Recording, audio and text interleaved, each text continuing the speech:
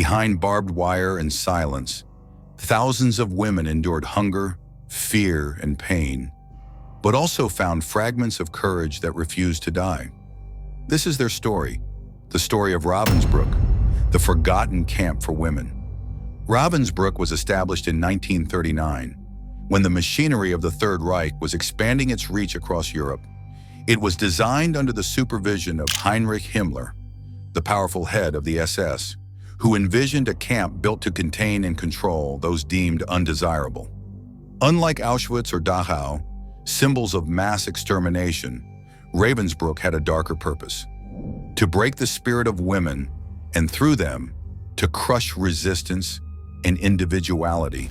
From the moment the first prisoners arrived, the camp became a world within a world, stripped of compassion, ruled by fear and obedience. Behind the barbed wire and concrete walls, tens of thousands of women from across Europe, political prisoners, Jews, Romani, resistance fighters, and civilians, were reduced to numbers. They spoke different languages, carried different faiths, but in Ravensbrück, they shared a single fate, hidden far from the eyes of civilians. Ravensbrück embodied the Nazi vision of control through isolation. Its design was meticulous, its purpose chillingly clear: to erase human identity through hunger, labor, and terror. The sounds of marching boots, barking dogs, and shouted orders filled the air, where laughter and song once might have lived.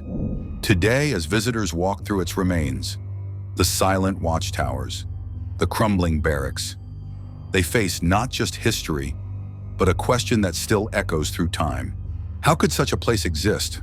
And what does it reveal about humanity's capacity for both cruelty and endurance? In the late 1930s, as Adolf Hitler's vision for a pure Reich deepened into obsession, the Nazi regime began building a network of camps to enforce absolute control over its people. Ravensbrück was born within this system, not as a battlefield, but as a calculated experiment in dehumanization. Architects and SS engineers were summoned to design a camp specifically for women. In January 1939, near the small town of Fürstenberg, they cleared the pine forest beside Lake Schwetzee. Old photographs and maps from that time show a precise, almost sterile layout. Barracks in perfect order, wide roll call squares, and tall fences that erased every glimpse of the outside world. Even in its planning, Ravensbrück mirrored the Nazi obsession with order as a tool of oppression. By May 1939, the first 867 women arrived. Many were political prisoners, communists, social democrats, and those accused of opposing the Nazi regime. Among them were teachers, artists, mothers, carrying only what they could hold. Their diaries and letters, smuggled out or found after the war, tell their first impressions: the gray barracks, the smell of disinfectant, the guards' cold precision. One woman wrote, "They took our names, our clothes, our hair. We became a row of heads waiting for numbers." Each day followed a strict rhythm: roll call at dawn, long hours of forced labor, punishment for the smallest act of defiance. They built roads, worked in factories, and later were forced to sew uniforms for the German army. Yet within that horror, fragments of humanity endured. Women taught each other languages, sang lullabies to the sick, and hid scraps of bread for those weaker than themselves. A map found after liberation showed the camp's boundaries: small, confined. Yet the courage within those fences was vast. Ravensbrück was not only a place of suffering, but of witness. Every document, every testimony that remains, invites us to look beyond statistics and confront the moral architecture of cruelty. A system built not by monsters, but by ordinary people who believed they were simply doing their duty. Each morning at Ravensbrück began before the sun rose. A whistle would pierce through the fog, followed by the echo of boots striking frozen ground. The women, half awake, half starved, lined up in the biting cold for Appel, the daily roll call. It could last for hours, sometimes through rain or snow, as guards counted and recounted their bodies. Those who fainted were beaten or dragged aside. For many, this ritual was the first test of endurance, a struggle not merely to survive the camp, but to survive each passing minute. The daily life of a prisoner was defined by exhaustion. After roll call, the women were divided into labor units. Some worked in the Siemens factory inside the camp, producing electrical components for the German war machine. Others dug trenches, built roads, or hauled stones from dawn until dusk.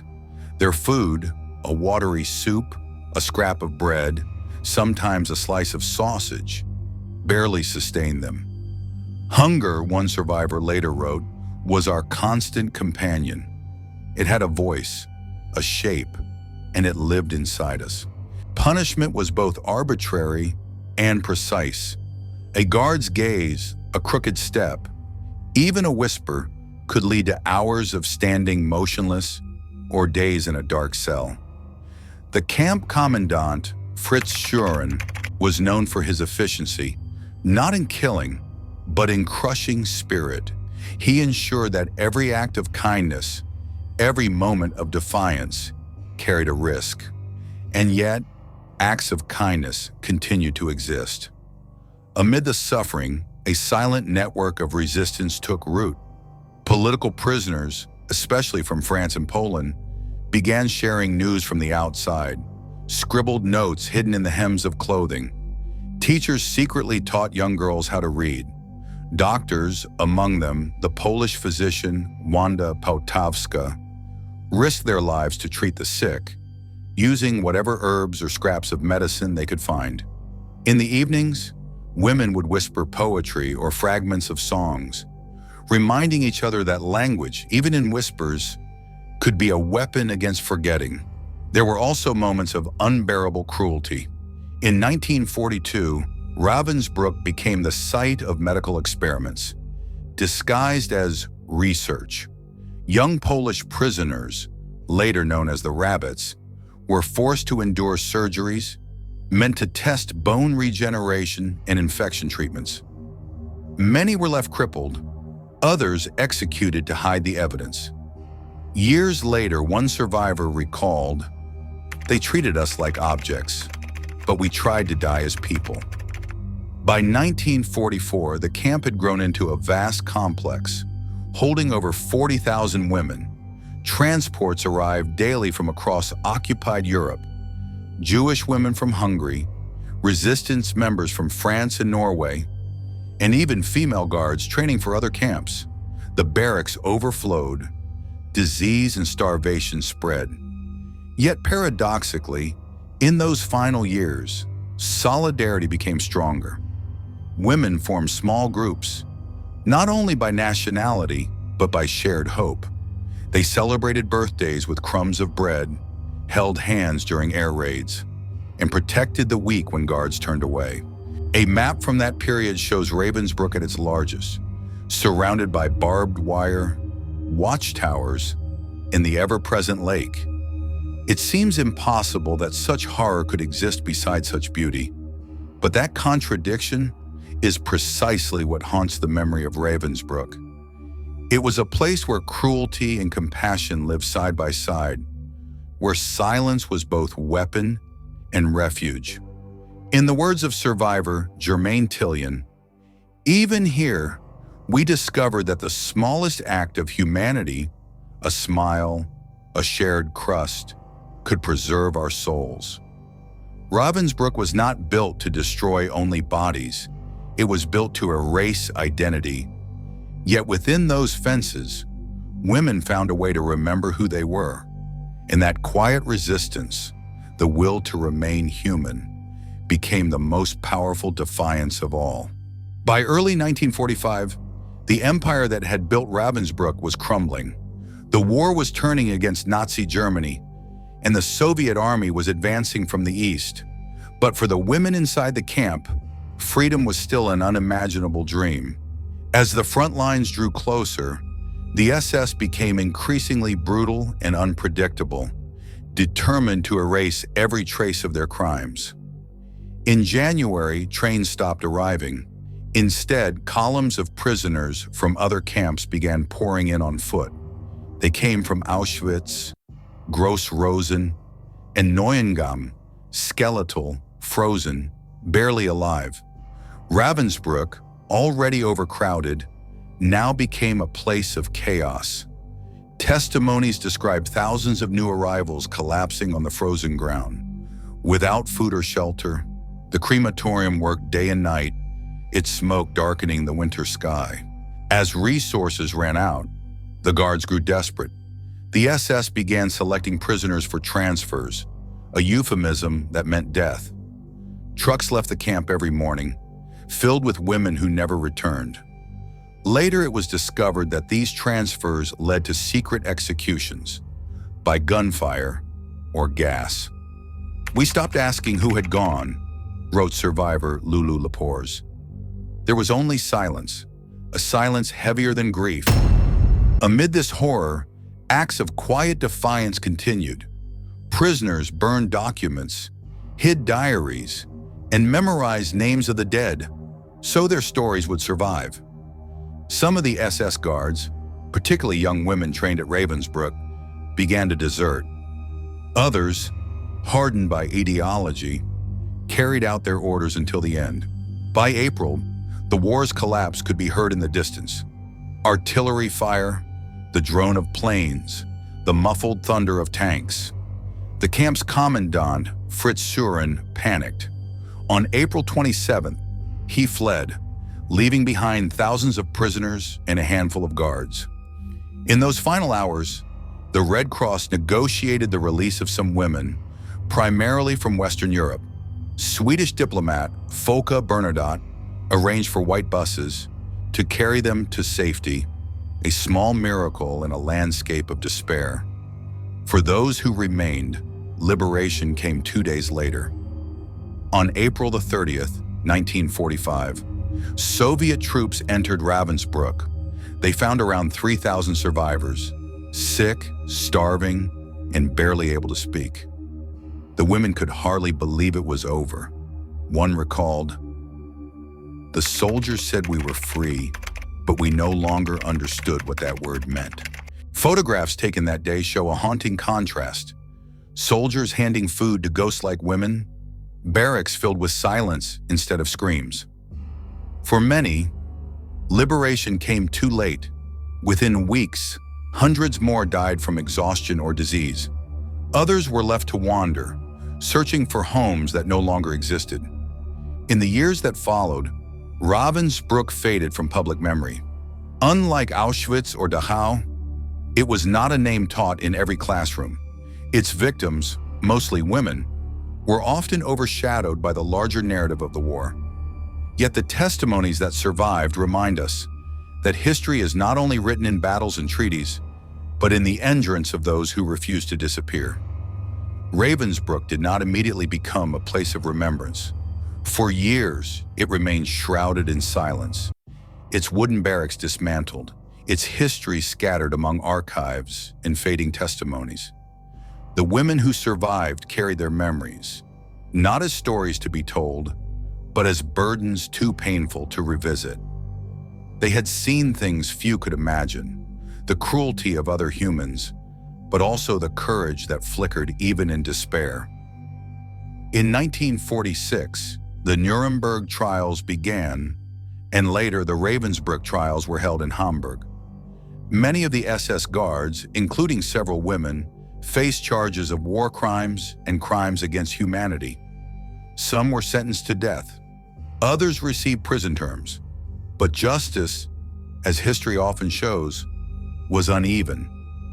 Dozens of perpetrators vanished into post-war Germany, blending back into ordinary life. A few even returned to domestic work or teaching, as if their years of brutality had been erased. For survivors, justice was more than a courtroom verdict. It was the act of being heard. When women like Germaine Tillion, Margarete Buber-Neumann, and Olga Benario Prestes began to write their memoirs. They did not seek revenge, they sought recognition. Through their word, Ravensbrück ceased to be just a location on a map. It became a moral compass for a world learning how to face its own capacity for evil. Archival images from those trials show the faces of the accused, ordinary, even banal. That banality is perhaps the most disturbing lesson of all.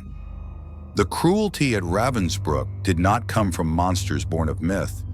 It came from clerks, secretaries, nurses, and guards.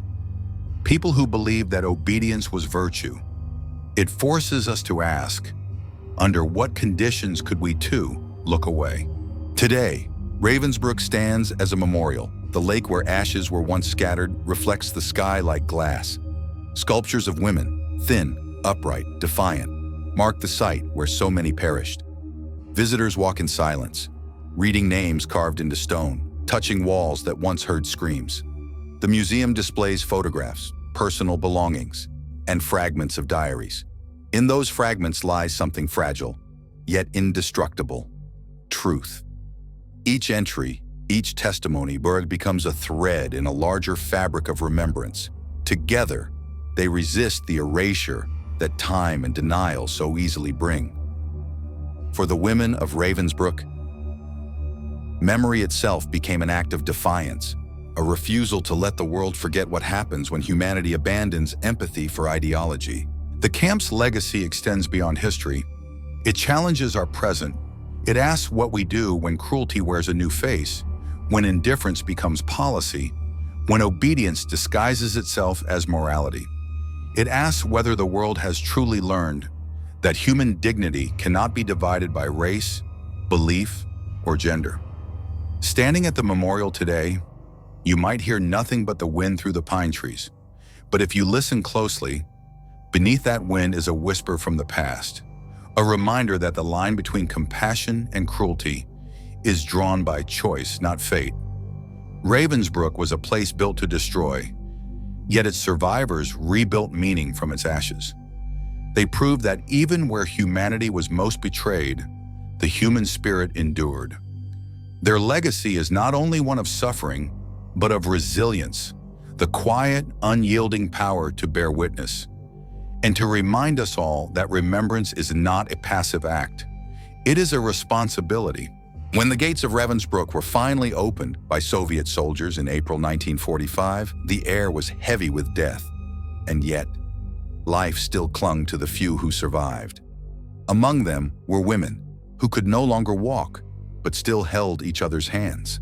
They carried no weapons, no banners, only the quiet proof that kindness had outlived cruelty. Today, the camp stands in silence. The watchtower looks over a still lake. The barracks have turned to dust, and the wind that once carried orders now carries prayers. But the ground remembers.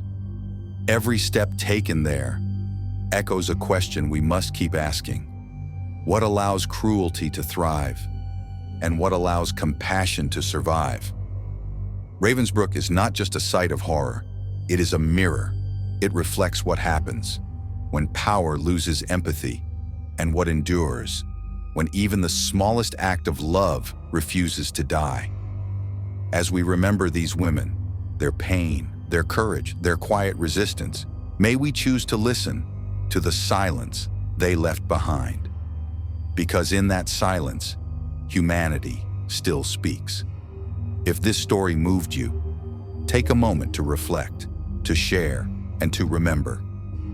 Your voice keeps their memory alive. And if you wish to explore more untold stories from history, follow this channel. And let's keep their voices from fading again.